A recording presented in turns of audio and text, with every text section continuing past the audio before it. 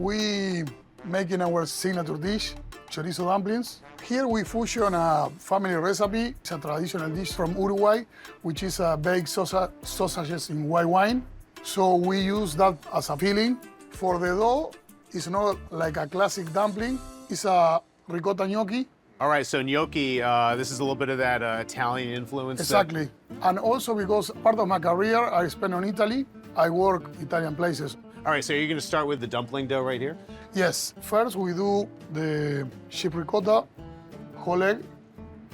We're going with the olive oil, salt, and pecorino sardo. Pecorino's gonna add a little bit of sharpness as well? Yes, so now we wanna start to work a little bit with this. We wanna make kind of a nice paste, smooth. So now we're going with the flour. Now we wanna mix this for 1 or 2 minutes and we finish on the table. Pour with our hands. And with gnocchi dough too, you don't wanna overwork it, right? You wanna be nice and gentle? No, of course. So now we start to try to put everything together. In this particular, because it's a gnocchi dough with a good amount of cheese, people can feel the gnocchi a little bit. So the dough is not just a vehicle for the Exactly. filling. It's No, also no. a key player in this Yeah. dish. So now you see the dough. It's getting nice and stretchy. Okay. So we want to add a little bit of flour. So now we push. I gotta tell you, Chef, when I came to a South American restaurant today, I wasn't expecting a master class in Italian pasta making, but here we Yeah. are. So now we use the rolling pin to stretch the dough.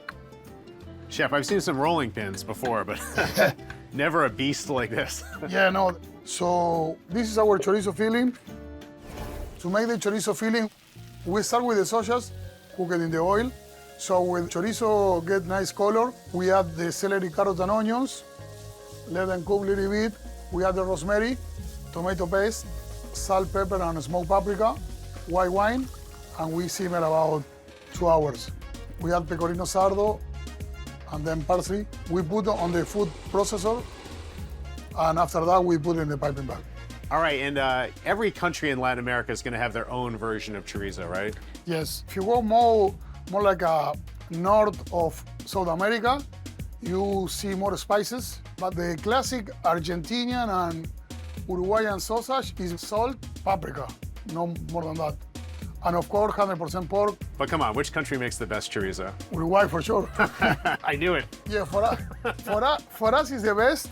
So we're going like this. One order is 4 pieces. Now, very important thing is a little bit of water. The water helps to the dough stick together. So we're going like this. Little pockets of porky flavor. Yes. Now we use cutter. And I like that everything's being done by hand and not in a machine. It's giving these dumplings a little bit of a rustic look and feel to them. Yes, this dish is 100% made by hand.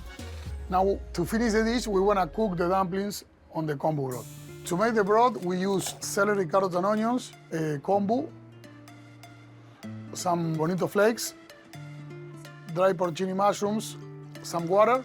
We cook it for about 2 hours. After we cook the dumplings on the broth, the dumplings are topped with oyster mushrooms. We first pickle them, and then we pan-sear. And the chorizo dumpling will be ready.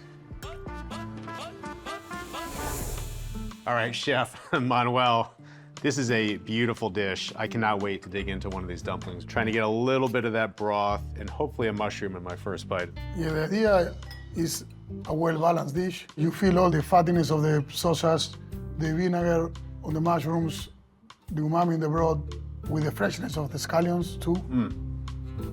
Wow. My mushroom fell down, so I had to go back and get it. But that is just a stellar bite. The mushroom has that real acidity that balances so well with the richness of that chorizo. And the creaminess too, I guess that's coming from the ricotta, comes through loud and clear. And I see some red wine. Are we looking at an Uruguayan wine here? Yes. So this is a wine from the north of Uruguay, from a hill called Cerro Chapeu. The grape is Tanat. It was introduced by the French a long time ago. It's usually a bigger, bolder, tannic wine that we enjoy with steak usually, and it really pairs well with the chorizo dumplings. All right, salud. Salud. Salud. Hey, Seth here. If you want to discover more of the incredible restaurants in the DMV, hit subscribe. Thanks for watching Signature Dish.